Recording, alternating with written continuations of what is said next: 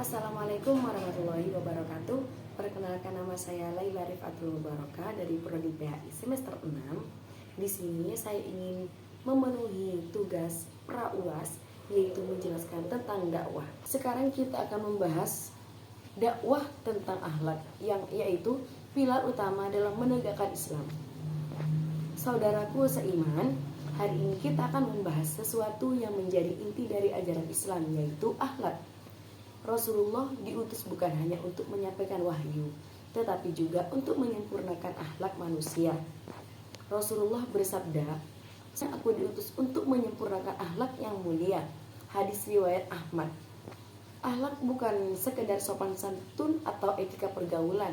Ia adalah cerminan keimanan seseorang dan menjadi tolak ukur utama keberhasilan dakwah. Tanpa akhlak, ilmu menjadi kering, ibadah menjadi kosong, dan dakwah menjadi hambar. Dalam Al-Quran dan Sunnah, akhlak memiliki tempat yang sangat tinggi.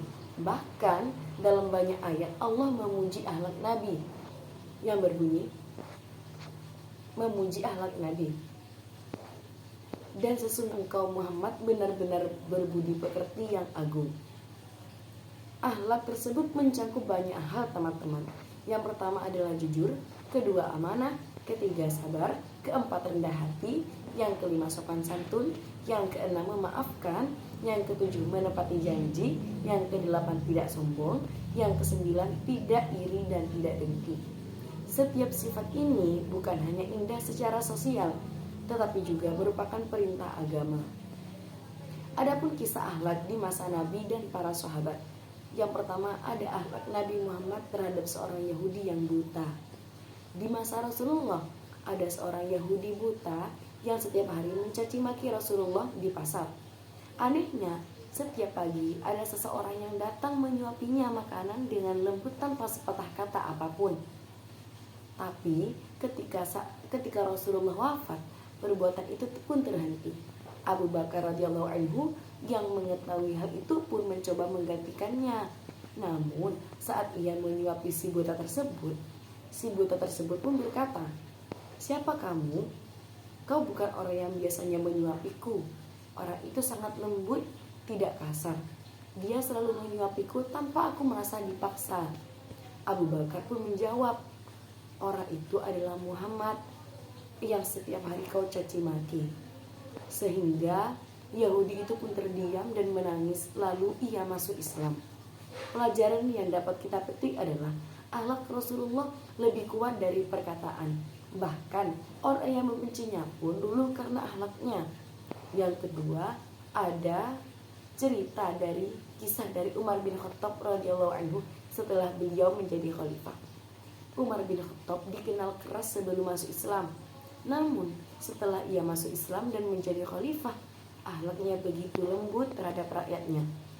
Ia sering menyamar malam hari untuk melihat keadaan rakyatnya.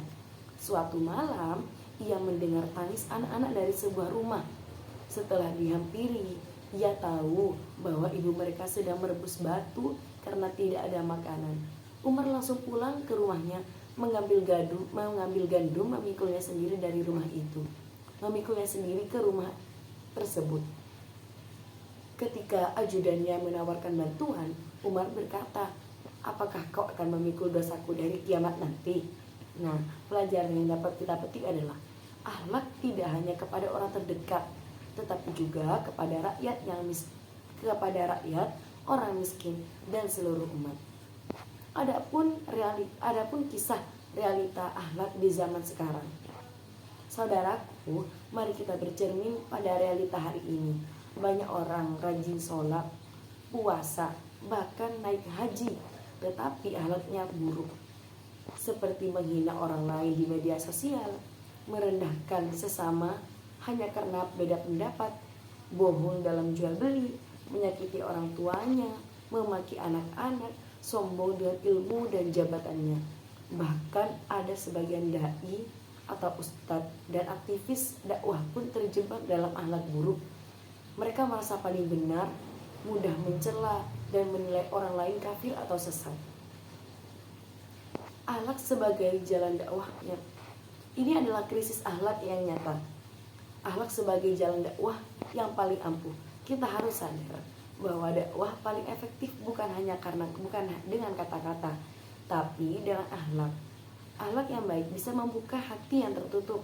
Banyak orang non-muslim masuk Islam bukan karena pidato, tapi karena kebaikan hati seorang muslim. Seperti contoh, di negara Jepang, banyak yang masuk Islam karena kagum pada kejujuran dan kedisiplinan muslim. Di negara Eropa, banyak mu'alaf karena mereka merasakan kasih sayang dan perhatian dari komunitas muslim yang ramah.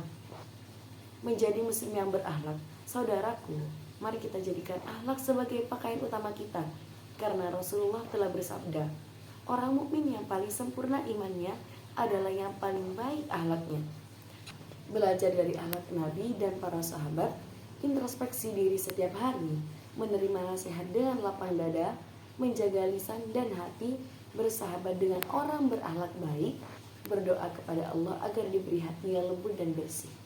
Saudaraku, jangan biarkan amal ibadah kita sia-sia karena buruknya akhlak. Dakwah yang tidak dibarengi akhlak justru menjadi fitnah bagi Islam. Barang siapa yang berat timbangan kebaikannya di hari kiamat, maka ia adalah yang akan selamat. Dan akhlak yang mulia adalah pemberat paling besar di timbangan amal. Hadis riwayat Abu Daud Tirmidzi. Semoga Allah menjadikan kita hambanya yang berakhlak mulia sebagaimana akhlak nabinya, sehingga kita bisa menjadi cahaya bagi lingkungan dan menjadi penyebab hidayah bagi orang lain.